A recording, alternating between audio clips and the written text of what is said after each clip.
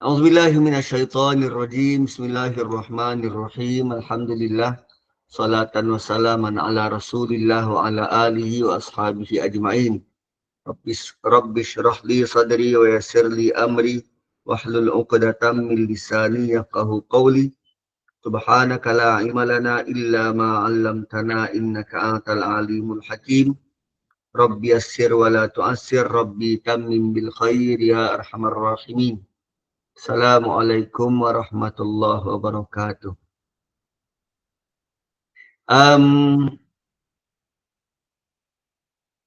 Semalam semalam pula, 2 hari lepas, kita dah lalui tentang orang yang berjihad dengan harta dan jiwa.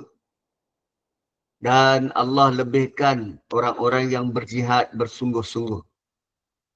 Dan mereka-mereka yang berjihad itu berbanding dengan orang yang ontok-ontok, duduk-duduk saja, darajatin, beberapa darjat kelebihan minhu, daripada Allah, wa maghfiratan wa rahmah, keampunan dan juga rahmat.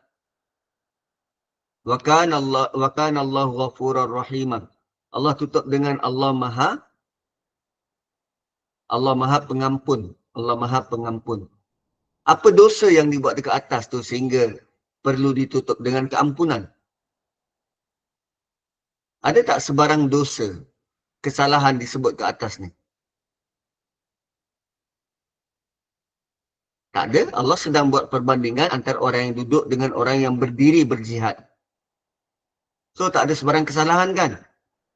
Oh, rupanya kalau kita tidak berusaha untuk jadi lebih baik, itu juga merupakan kesalahan.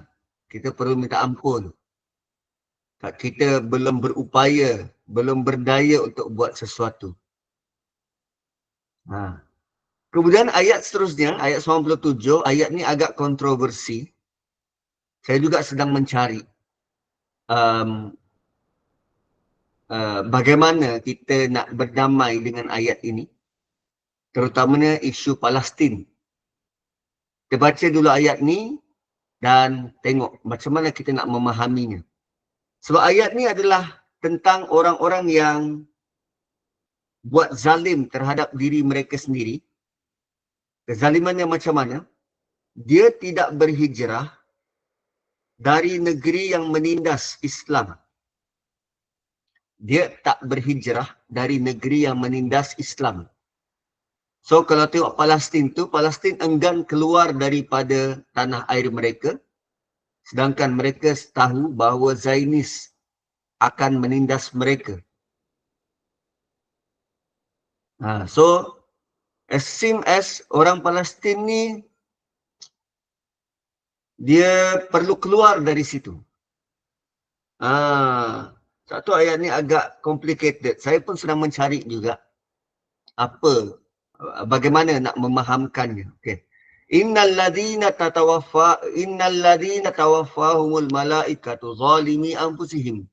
Sungguh orang-orang yang dimatikan, diambil nyawanya oleh malaikat semasa mereka menganiaya diri sendiri. Kerana apa? Kerana enggan berhijrah, enggan berpindah untuk membela Islam dan rela ditindas oleh kaum kafir musyrik. Ayat ni asalnya ditujukan kepada orang yang tak nak berhijrah dengan Nabi di Mekah. Lantas mereka ditindas. Lalu bila mereka mati, mereka ditanya oleh malaikat. Qalu fima kuntum. Kenapa engkau stay dekat situ? Malaikat tanya. Fima kuntum. Apa yang kamu telah lakukan mengenai agama kamu? Kenapa engkau tak buat sesuatu? Kenapa engkau biarkan ditindas? Fima kuntum, bagaimana keadaanmu? Qalu kunna mustad'afina fil ard. Dia jawab, kami dulu orang yang tertindas di bumi. Malaikat tanya, korang kenapa? Fima kuntum, bagaimana keadaanmu? Kami ditindas, dia kata. Kami ditindas. Lalu malaikat jawab, qalu alam takun ardullahi wasi'ah. Bukankah bumi Allah itu luas? Fatuhajiru fiha, dan kamu boleh saja berhijrah padanya. Boleh saja kamu berhijrah padanya, keluar daripada situ. Dah tahu ditindas. Dah tahu tempat tu dibom. Boleh dia keluar dari situ. Fatuhajiru fiha. Fa'ulaika ma'wahum jahannam. Tempat akhir mereka neraka jahannam. Wasa'at masira, dan itu seburuk-buruk tempat kembali. Nampak tak? Dia macam, kalau kita relate dengan orang Palestin,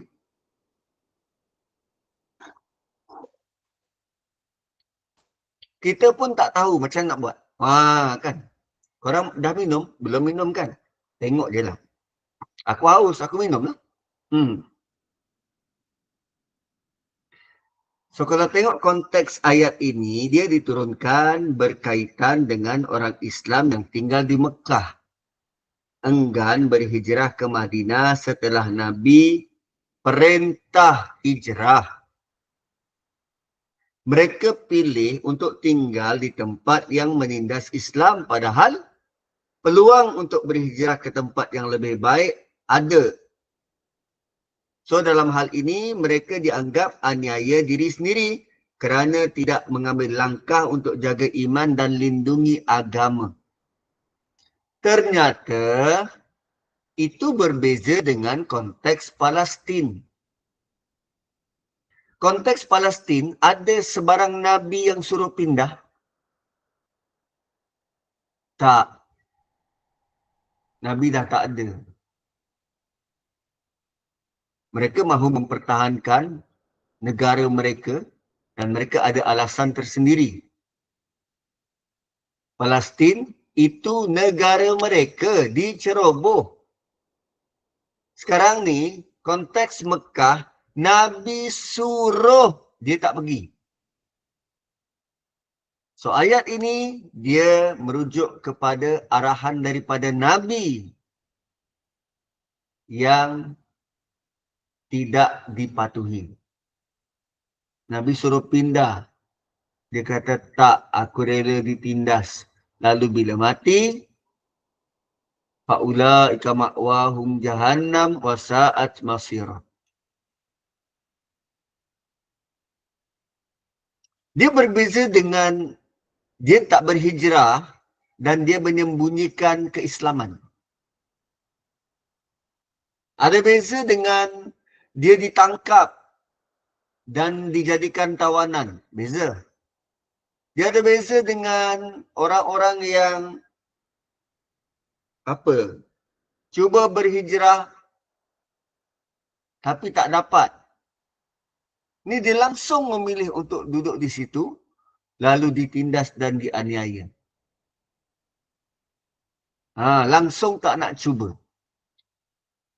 Nak buat macam mana Ustaz? Saya miskin, susah, dah Allah takdirkan saya macam ni. Fa'ulaika ma'wahum jahannam. Dia tak nak cuba, tak nak usaha. Dah cuba Ustaz, apa yang kita cuba?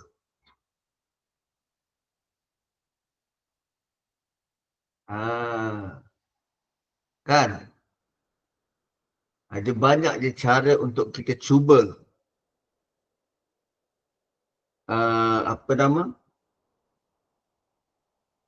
Saya bertemu dengan gelandangan-gelandangan.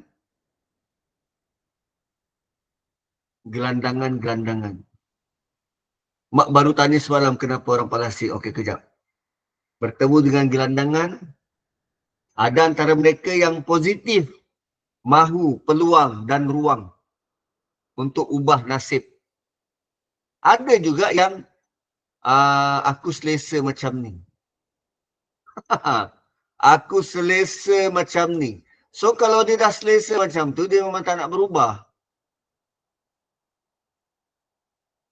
Dia rela aniaya diri dia. Mahu kelihatan susah, sukar. Kan bukan macam tu. Kenapa orang Palestin tak nak pindah? Itu negara dia.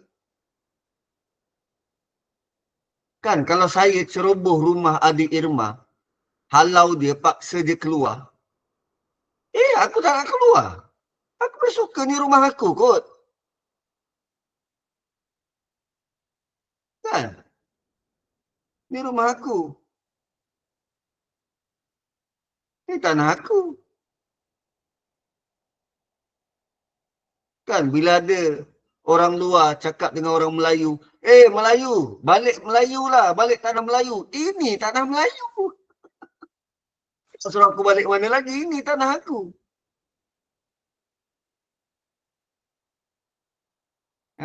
Kan. Tu ada berjuta lagi orang-orang luar masuk, terus hilang tanpa dikesan. Itu yang disuruh balik negara asal tu. Jangan buat onar di sini. Itu sepatutnya.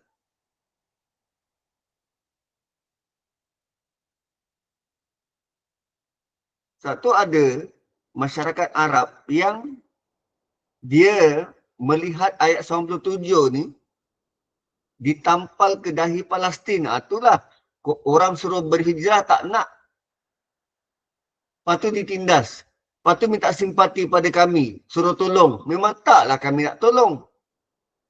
Sebab mereka percaya, ni, fa'ulaika ma'wahum jahannam wa sa'at masira. Diorang sendiri mahu ditindas. Nak buat macam mana? Sedangkan ada beza antara apa yang diperjuang oleh Palestin dengan ayat 97. Ayat 97. Ayat 97, siapa yang arahkan? Nabi arahkan. Tapi dia tak ikut. Tak ikut. So, apa lagi yang kita perlu belajar daripada ayat tadi tu? Ayat ini. Rupanya keselamatan diri kita atas tanggungjawab individu. Keselamatan iman kita atas tanggungjawab individu. Ya, walaupun mungkin kita berada dalam situasi yang sukar, kita tetap ada tanggungjawab untuk cari jalan keluar. Perlu keluar daripada penindasan. Alasan tertindas tidak diterima. Alasan tertindas tidak diterima. Jika ada pilihan lain.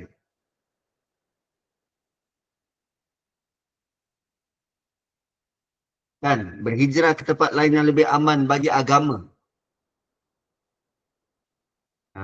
Apa yang dibuat oleh Zionis, dia pergi bunuh, pergi bom. Pergi bunuh, pergi bom. Ada tak dia paksa orang Islam dekat situ murtad? Tak ada. Dia bukan tentang agama, tapi tentang kedaulatan. Beza. Ini ni nak selamatkan agama. Dan untuk selamatkan agama perlu berhijrah. Perlu selamatkan diri. Kalau perlu lari ke gua seperti Ashabul Kahfi. Dan ayat ni juga mengingatkan bahawa sikap lalai dalam menjaga iman dan tidak berusaha keluar dari keadaan yang merugikan iman akan mengakibatkan hukuman di akhirat. Kita dah tahu dah kawan-kawan kita semua masuk air. Kadang sembahyang, kadang tak. Kadang suka perlekehkan agama. Tapi kita masih lagi nak mingle around, nak hanging around dengan mereka. Itu bahaya. Hijrahlah, tinggalkan mereka.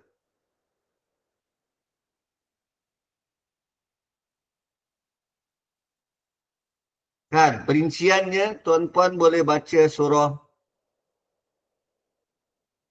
Hadid. Surah Hadid.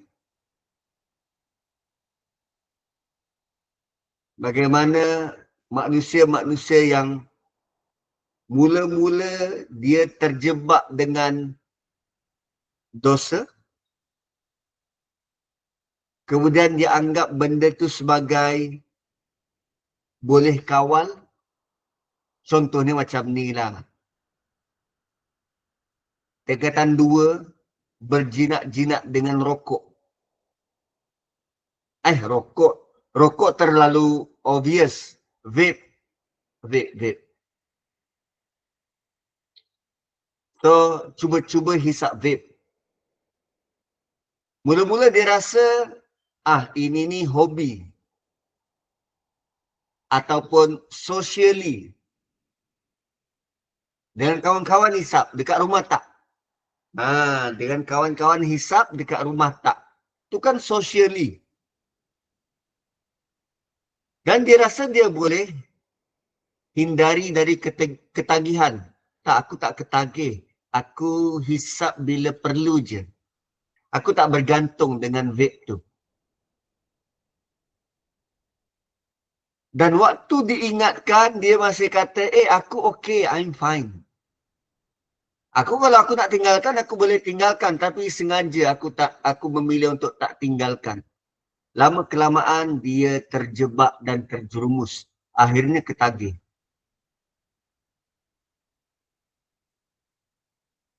Akhirnya ketagih.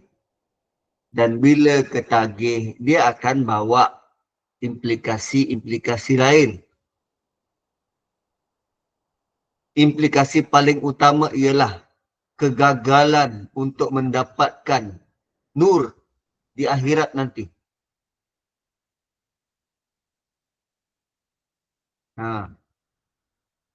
Malah bila dah ketagih, dia akan cari-cari alasan. Kenapa agama ni begitu kejam?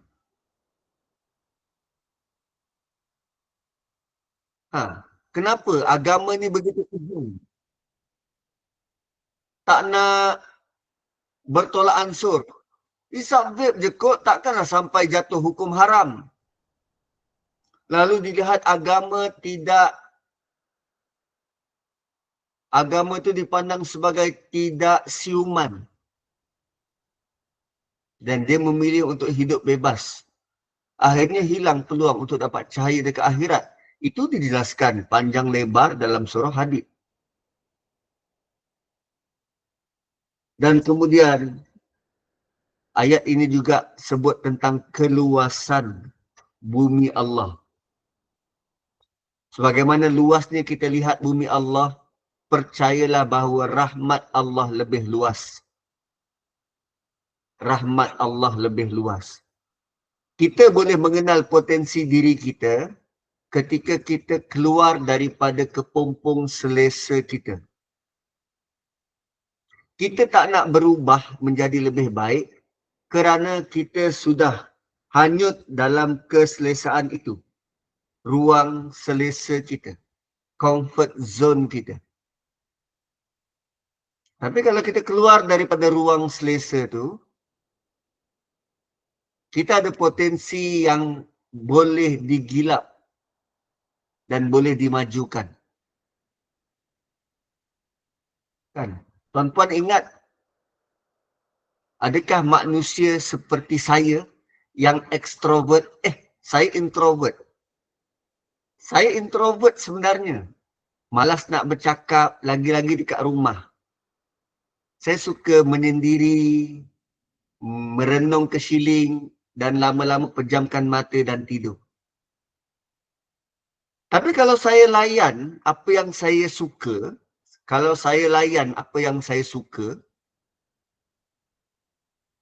adakah saya boleh achieve sesuatu? Tak.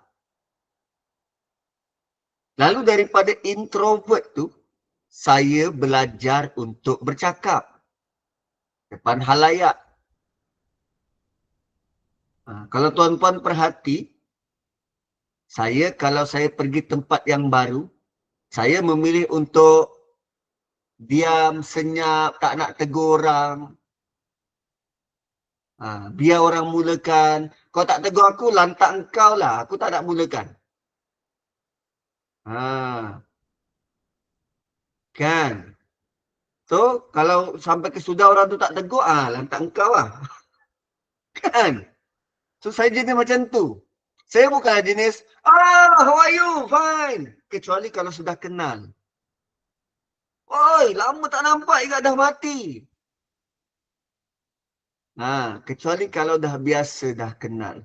Tapi untuk memulakan pengenalan, memang taklah. So, rupanya kita kena keluar daripada comfort zone itu untuk bina apa? Connection mungkin, rangkaian mungkin. Ya, saya boleh tengok wayang sorang-sorang, jalan sorang-sorang, makan sorang-sorang, tak ada hal.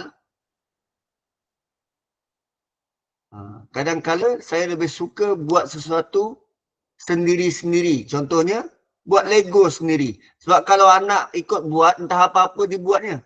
Baik aku buat sendiri. Begitu. So, bumi Allah ini luas, explore dan implore. Kan? Huwallazi ja'ala lakumul arda zalula. Allah lah yang menjadikan bagi kamu bumi itu zalula. Surah Mulk. Zalulan. Zalula tu apa? Zalula tu macam binatang liar yang dijinakkan. Kuda liar yang dijinakkan. Itu zalula. Allah jadikan bumi ini yang asalnya hewaya, meletup sana sini,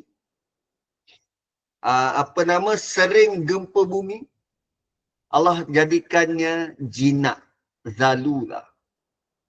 Kemudian kerana dia jinak, famshu fi manakibiha, lalu pergilah berjalan ke penjurunya. Berjalanlah kamu sampai ke penjuru dunia, sampai ke penghujung dunia. Wa kulu mir rizki, dan makanlah dari rezekinya. Allah tak kata carilah rezekinya. Allah kata makanlah rezekinya. Seolah-olah rezeki itu sudah pun dihidang, tinggal makan. Kita je yang kata cari rezeki. Allah kata tak perlu cari. Rezeki tu ada, engkau tinggal makan.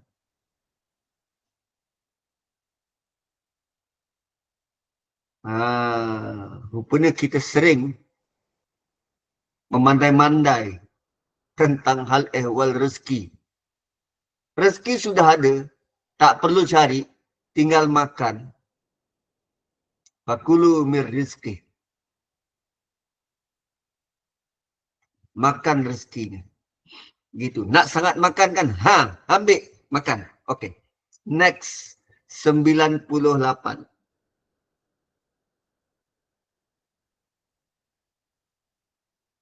98. Exceptional. Pengecualian kepada orang yang tidak mampu berhijrah. Tidak semua orang mampu berubah. Tak semua orang ada kapasiti. Ya, kadang kita lihat gelandangan, dia tak mampu. Dia tak ada kapasiti itu. Mungkin kerana kekurangan diri dia. Mungkin kerana lemahnya cara dia berfikir. Mungkin kerana tulang-tulangnya sudah mula reput. Tapi di sini Allah beritahu tentang lelaki yang uzur. Illal mustad'afina minar rijal. Kecuali orang-orang yang lemah bagi kaum lelaki. Wan nisa dan perempuan. Wal wildan serta anak-anak. La yastati'una hilah. Yang tidak berdaya upaya mencari helah untuk lepaskan diri. Wala yastaduna sabila. Dan dia tak jumpa jalan keluar. Rupanya ada pengecualian. Tak semua orang mampu berhijrah. So, golongan macam ni, dia hanya ikut. Ikut je. Orang tu dah berjaya, dia harapkan ihsan daripada orang lain untuk bantu. Dia ikut je. Maksudnya orang-orang ni lemah. Tak berdaya. Tak ada peluang macam kita. Kita mungkin ada peluang untuk memajukan diri. Kan, belajar, kemudian dapat kerja yang baik. Ada orang belajar sama-sama kita juga, tapi kerja pertama dia ialah cleaner. Dia tak ada peluang tu. Ustaz Afin, tidaklah bermaksud dia tak ada peluang itu, tertutup langsung peluang dia. Tapi dia dalam kategori apa? Tak ada, tak jumpa jalan keluar. Mungkin dia ada kekangan. Contohnya, dia mohon kerja, tapi kerja yang dia dapat tu, dia terpaksa travel jauh. Tinggalnya kat Perlis, dia terpaksa travel ke Johor. Dan dekat Perlis, ada ahli keluarga dia yang tak boleh nak urus diri. Mungkin mak dia, mungkin ayah dia, mungkin adik dia, OKU ke autism. Tak boleh berjauhan.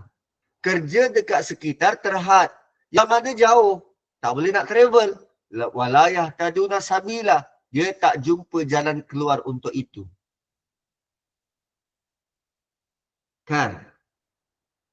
Dan tertindas yang sebenar berbeza dengan ayat sebelum ini yang mengkritik mereka yang enggan berhijrah walaupun mampu. Ayat ini berikan satu bentuk kelonggaran bagi orang yang betul-betul tertindas. Yang tak punya kuasa, tak punya pilihan untuk keluar dari keadaan mereka. Dan dalam hal ini, kalau benar kita tertindas, kita terlepas dari hukuman neraka tu. Sekarang ini, kita yang tahu kemampuan diri. Kita yang tahu kita boleh buat atau tak. Kita saja yang tahu boleh buat atau tak. Dan kalau benar kita ada alasan, ya Allah aku tak mampu nak buat, ya Allah aku tak jumpa jalan keluar. That's it. Kita bakal terlepas daripada hukuman ini. Fa'ulaika ma'wahum jahannam wa sa'at masira. Gitu. Dan itulah bentuk keadilan dan belas kasihan Allah. Bagi mereka yang tak ada kemampuan, tiada tuntutan yang berlebihan. Mereka tidak dihukum dan tidak disalahkan kerana keadaan luar kawal. Lazimnya lelaki perlu solat di masjid. Tapi bila dia ada keperluan di rumah, anak sakit mungkin, perlu ditangani mungkin. Dia ada exceptional. So begitu Tuhan menilai. Satu kita tak wajar menilai manusia. Nampak dia segar tubuh badan tak buat apa-apa. Dia yang mampu menilai diri dia, bukan kita. Kan? Dia mampu menilai diri dia, bukan kita. Maka mereka tidak disalahkan atau dihukum kerana keadaan yang di luar kawal. Dan ini mencerminkan betapa adilnya Allah Subhanahu wa Ta'ala dalam memberi penilaian.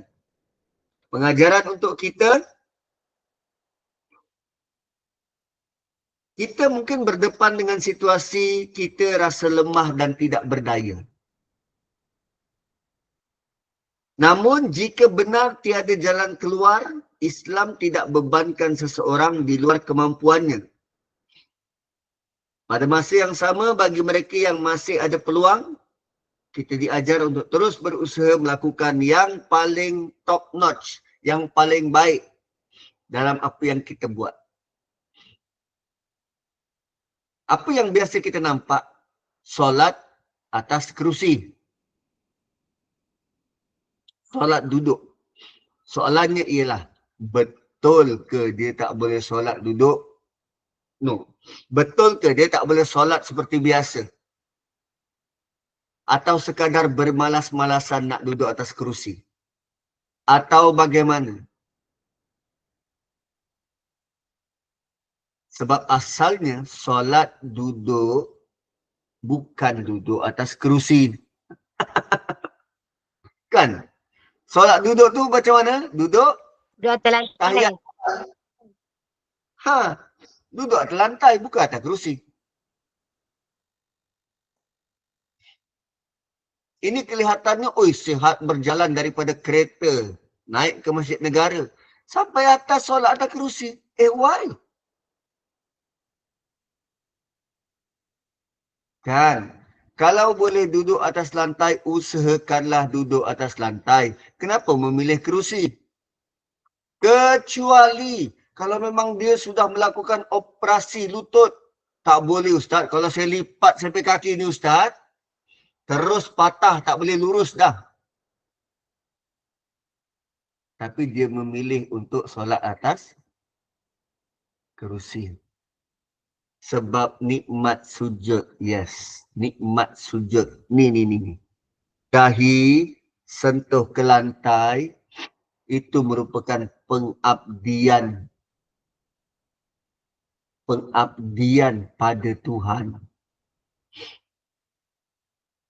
Saat dan momen kita paling rapat dengan Allah.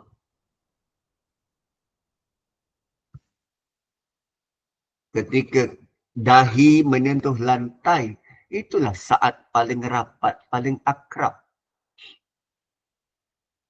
Dan kita memilih untuk, tak apalah, aku buat syarat je.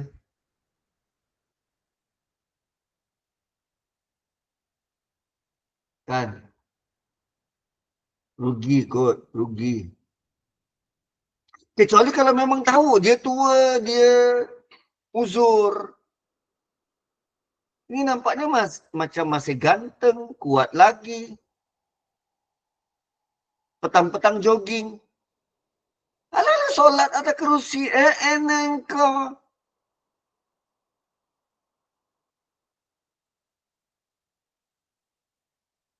Kan?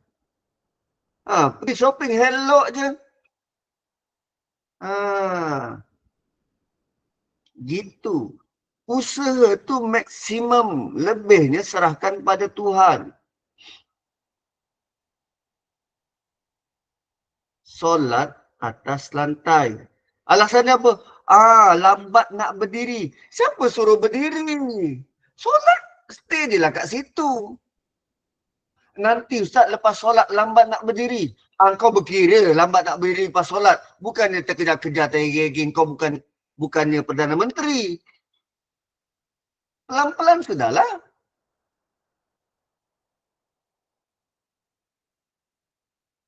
Kan. So begitulah. Usahalah seiring dengan kemampuan. Seiring dengan kemampuan. Okay, next. Ayat 99. Fa'ula'ika asallahu an ya'fu'a anhum. Mereka-mereka yang lemah itu diharapkan Allah maafkan mereka. Ui, berapa penting hijrah ni?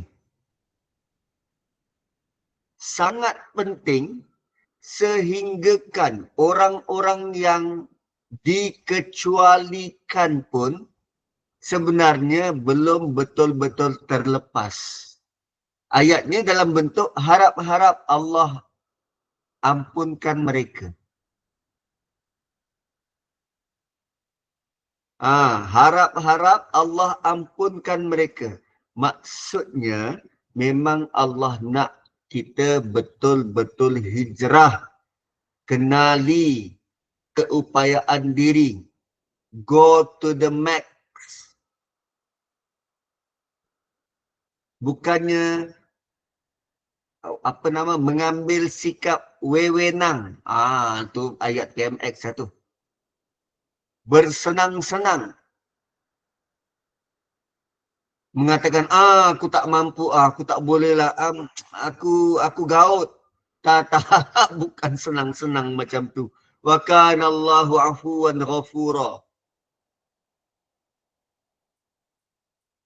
Gaut juga bukan alasan tak boleh sembahyang berdiri kan? Sakit Ustaz. Jab lah dulu. Pergi klinik. Jab. Kan hilang sakit. Okey, hilang. Sembahyang. Ini time nak sembahyang tu lah dia tak makan ubat. Lepas tu kata, sakit. Engkau tak usaha dulu. Kau tak betul-betul usaha. Lainlah kalau memang dah kritikal. Gautnya sampai ke tengkuk. Tu lain. Tak boleh Ustaz tengkuk saya gaut. Ustaz tak boleh. Biar seorang gaut kat kaki. Dia bila dah naik ke tangan, ke tengkuk, yang itu kritikal. Sebelum solat makan bantai, makan seafood. Lepas tu sengaja tak makan ubat. Lepas tu gaut, sembayang, baring je lah. Suka-suka engkau. Janganlah macam tu. Sebab tu Allah kata, fa'ulaika asallahu ayya'fu anhum. Harap-harap mereka diampunkan. Sebab ramai je orang yang mengambil peluang, mengambil kesempatan. Ialah T20 pun masih minta bantuan lagi. Minta itu dan ini. Sedangkan di T20. Manusia memang suka ambil kesempatan begitu. Wa kana Allahu afuwan ghafura. Dan sungguh Allah itu maha pengampun. Maha pemaaf lagi pengampun. Allah mulakan afuwan ghafura. Lazimnya ghafur dulu. Ghafur. Ghafurur rahim. Tapi bila masuk perkataan afu, didahulukan afu berbanding ghafur. Apa beza afu dengan ghafur? Apa beza maaf dan ampun? Allah memaafkan tak sama dengan konteks manusia memaafkan.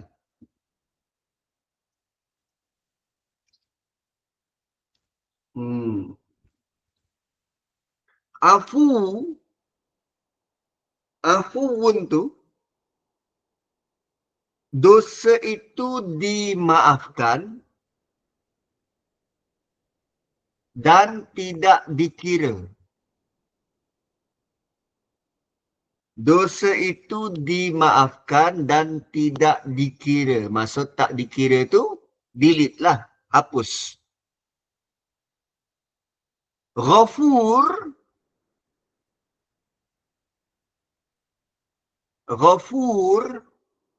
maksudnya dosa tu ada, tapi Allah tutup. Dosa tu ada, tapi Allah tutup. So, afuun lebih tinggi berbanding ghafur. Tapi kedua-duanya kita sangat perlu.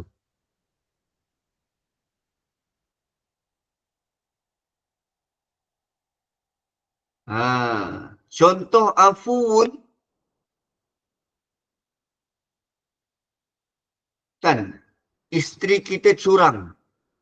Kita lupakanlah kecurangan dia. Boleh ke macam tu? Suami kita curang, tak apalah. Kita lupakanlah kecurangan dia. Seolah-olah dia tak buat apa-apa. Tu afuun. Ataupun terus lupakan dia. Itu afuun. Terus lupakan dia. Bukan saja lupakan kesilapan dia, lupakan dia terus. Itu afuun. Ghafur, buat-buat tak nampak. Nampak Ustaz Nazri dekat IOI pakai seluar pendek. Buat tak nampak. Buat tak perasan. Itu ghafur. Tutup. Kita tahu dia buat kesalahan tu. Kita tahu dia dah usia-usia stop FB Fazura. Kita tahu, kita boleh track. Tapi kita tutup je. Tak beritahu pada masyarakat Gemenur Iman. Gitu. Ghafur. Ampunkan. Kita tutup kesalahan dia. Kita tak ungkit, tak sebut, tak. Tu afuwan ghafurah. So, tidak berhijrah merupakan pelanggaran perintah Nabi waktu itu, dan Allah sangat ambil berat sehingga kesalahan itu dicatat dan kemudian ditawarkan, mahu dipadam atau ditutup.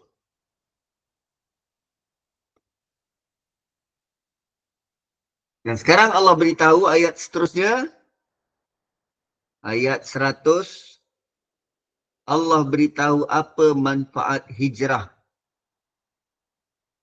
Apa manfaat hijrah? Kalau berhijrah, dapat apa? Wa may yuhajir fi sabilillah. Siapa yang berhijrah di jalan Allah, yajid fil ardi muraghama katsiran wa sa'ah. Dia akan dapati di muka bumi itu banyak rezeki yang makmur. Wa man yakhruj min baitihi muhajiran ila Allah wa rasulih. Siapa yang keluar daripada rumahnya tujuannya untuk berhijrah kepada Allah dan Rasul, summa, kemudian yudrikhul maut, dia mati. Dia mati dalam perjalanan. Dia tak sampai tujuan, tapi on the way dia mati. Faqad waqa'a ajruhu 'ala Allah. Dia dapat pahala. Dia dapat pahala hijrah. Wa kana Allahu ghafurar rahimah, dan Allah Maha Pengampun lagi Maha Pengasih. Kenapa Allah sebut pengampun? Dia ada buat salah ke? Sedangkan dia keluar daripada rumah dia. Dia berhijrah. Kan? Entah, aku pun tak tahu. Patutnya dia tak buat apa-apa kesalahan. Dia berhijrah. Apa pula separa ikhlas? Kita bukan tahu hati dia macam mana. Tapi ternyata ayat ni dia keluar. Ya khuruj min baitihi. Keluar.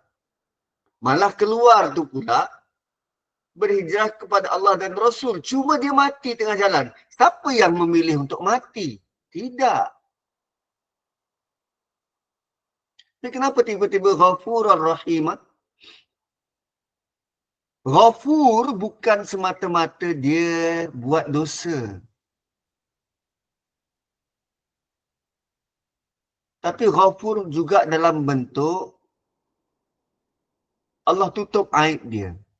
Kadang-kala bila kita buat sesuatu dan kita tak capai, orang dekat keliling akan kata apa? Alah, cita-cita tinggi, sekedar jalan je. Kan? Kan malu. Malu kot. Allah tutup aib tu.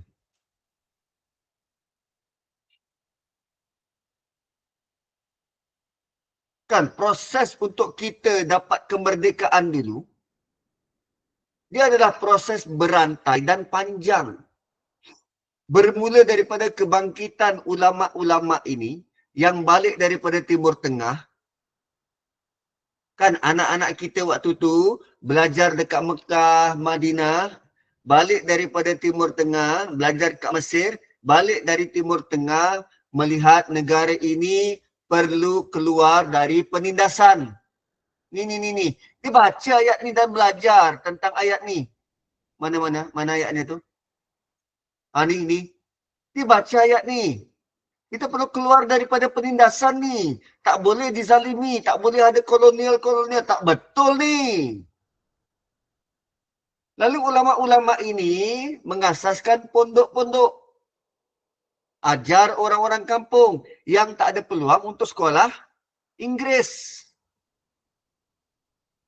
Well, lidah Jawa takkan nak cakap Inggeris. Kan susah. Jadi ulama-ulama ni dia buat pondok. Ajar anak-anak ni.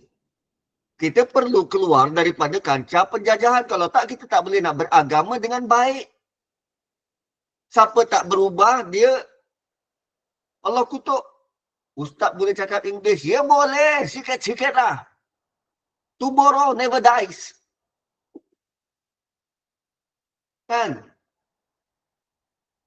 So, bila macam tu, timbullah semangat mahu berubah. Semangat mahu merdeka bermula dari pondok. Dari sekolah-sekolah agama ni. Jika diharapkan orang-orang yang sekolah Inggeris, dia sukalah pada Inggeris sebab aku ada peluang pekerjaan.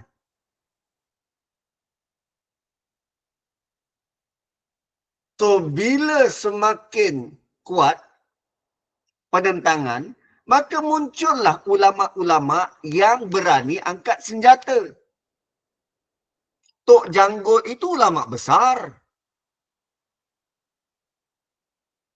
Kalaupun tidak ulama itu sendiri yang ke depan, ada orang terkesan dengan perkataan-perkataan ulama lalu bertindak. Dan akhirnya capai kemerdekaan. Kita kenal ke nama ulama itu? Tidak. Allah tutup aib mereka. Wa kana Allahu ghafurar rahim. Allah tutup aib mereka. Kan? Ada yang separuh jalan. Allah tidak pernah pun buka apa kesalahan-kesalahan dia. Sedangkan manusia penuh dengan kesilapan-kesalahan. Tak. Yang manusia sebut-sebut kebaikan.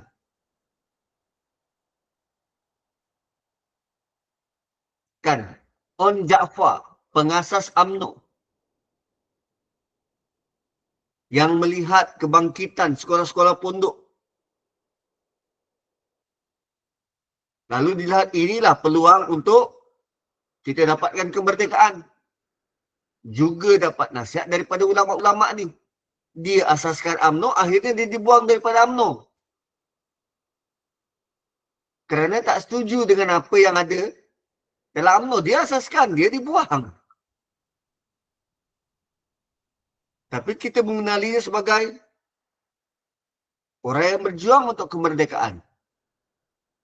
Ada nama-nama besar. Apa? Bustaman. Aminuddin Baki. Bustaman pula. Aminuddin Baki. Yang mahu kita punya pendidikan itu diperkasakan. Memperjuangkan bahasa tempatan.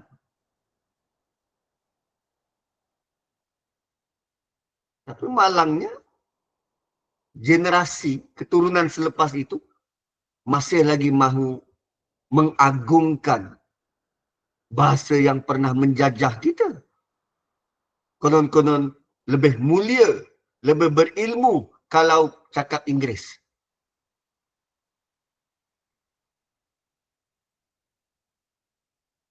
Bayangkan sampai melatah pun cakap Inggeris. Melatah cakap Inggeris. Saya ada kawan kalau dia marah, dia kena marah dalam bahasa Inggeris. Kalau dia cakap kalau dia marah dalam bahasa Melayu macam tak puas. Macam tak puas. Terpaksa marah dalam bahasa Inggeris.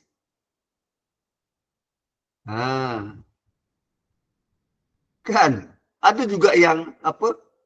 Ialah bahasa Melayu, kalau kita marah, kita punya maki tu hanya sebut nama binatang.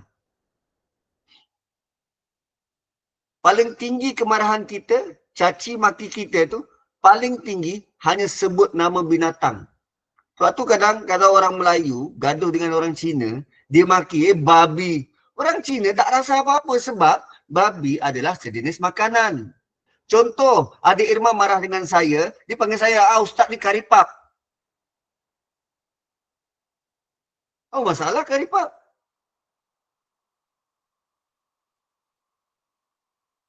Kan?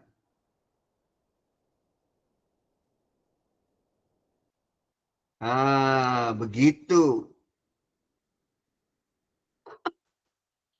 Marah, siap ajak jumpa kat neraka. Itu legend. Itu legend. Dia dah tahu dah, dia confirm masuk neraka, alang-alang kita jumpa kat neraka.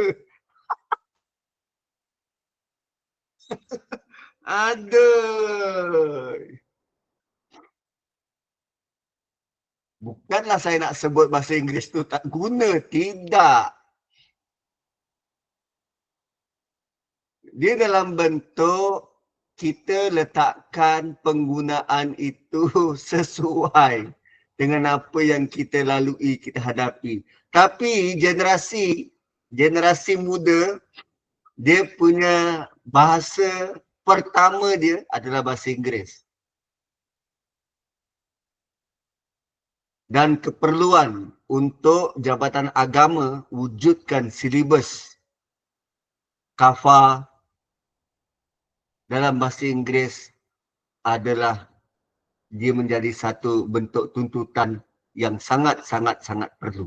Kalau tak, generasi baru akan hilang pendidikan agama yang premier ni. Gitu. So, dah pukul 8. Kita jumpa lain kali. Untuk apa nama? Ayat 101. Boleh tanya, Ustaz? Boleh. Kalau nak tanya boleh, sila. Nak bersalam dekat Ustaz. Assalamualaikum, Ustaz. Waalaikumsalam. Tadi Ustaz tersebut satu part yang mengatakan kita tak perlu mencari rezeki. Rezeki dah memang ada. Boleh Ustaz uraikan? Nak urai macam mana tu? Rezeki kan tak dicari, dia datang. Yelah, macam mana cara dia mendatang tu bagi orang-orang yang susah tu semua. Kalau dia tak keluar mencari rezeki, macam mana pula rezeki tu mendatang? Itu yang saya nak tahu, Ustaz. Okey. Allah Subhanahu Wa Taala mahu kita bergerak. Bergerak. Maksud bergerak ni kita kena aktif. Jalan, buat kerja, tidak hanya duduk dormant, tidak hanya duduk setempat begitu. Bergerak dan bekerja. Kalau perlu jumpa orang. Kalau perlu banner, apa nama, rangkaian, banner rangkaian. Kalau perlu minta kerja dekat mengikut bidang kita, minta kerja, buat kerja. Cumanya bukan dengan kerja itu kita dapat rezeki.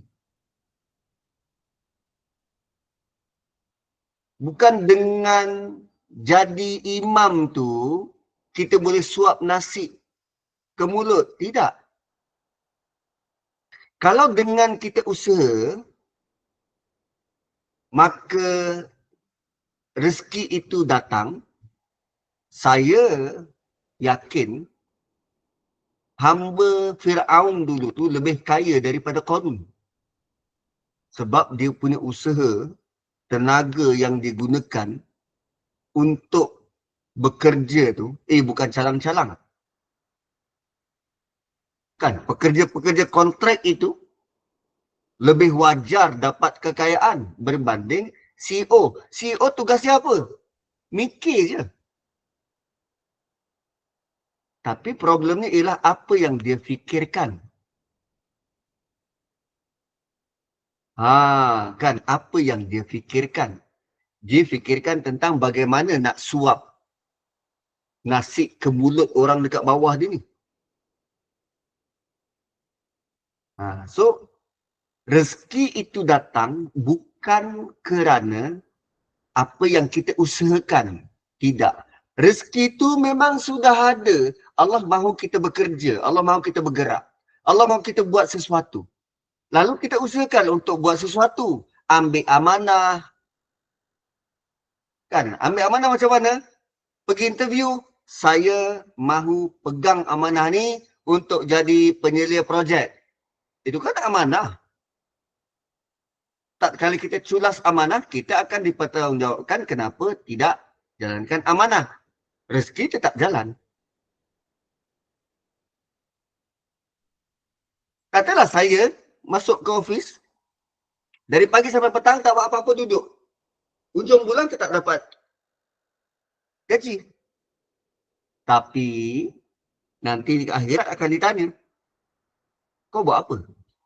Hujung bulan dapat gaji sepanjang tu.